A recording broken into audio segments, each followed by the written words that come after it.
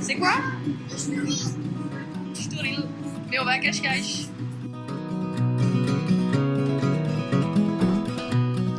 On a profité d'un goûter d'anniversaire chez des amis sur les hauteurs de Cascais pour parcourir la côte à vélo. C'était la bonne excuse pour faire notre première grande sortie avec le vélo cargo. On a mis les 2 enfants sur le porte-bagages et on est parti pour la journée avec nos affaires de plage. On est monté avec les vélos dans le train et on est descendu à la gare de Cascais.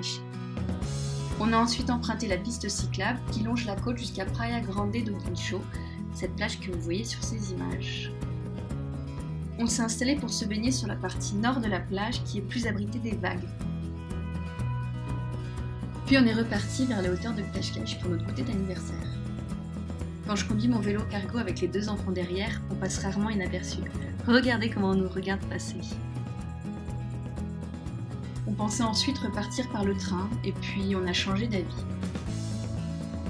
Le parcours était très agréable, on n'était pas fatigué. Bon, faut dire que l'assistance électrique du vélo nous aide bien. Puis les enfants étaient bien installés, ils profitaient du paysage, alors on a décidé de continuer comme ça jusqu'à chez nous. On a donc rejoint la promenade du bord de mer qui part de Praia da Conceição à Cascais et qui finit à Praia da Poça à Estoril. À Estoril, on est obligé de quitter le bord de mer pendant plusieurs kilomètres jusqu'à Carcavelos, où on rejoint une autre promenade de bord de mer. Par contre, elle est interdite au vélo pendant la journée, en été jusqu'à 20h. Ce jour-là, il était déjà plus tard que ça, alors on a pu continuer par là et finir cette grande balade à bord du Boda Boda par un coucher de soleil sur la mer.